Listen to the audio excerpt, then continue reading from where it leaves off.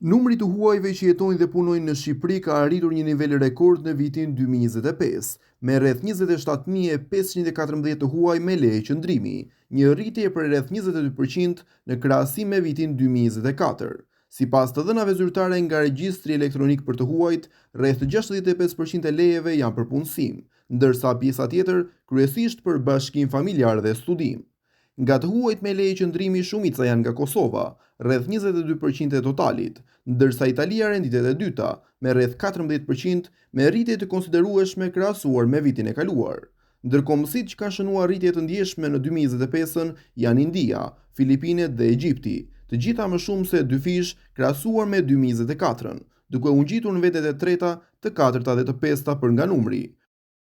Rritja e të huajve që jetojnë në vend pasqyron edhe shtimin e aplikimeve për leje qëndrimi, me mbi 19.300 aplikime të reja të përpunuara gjatë vitit 2025, rreth 47% më shumë se një vit më parë.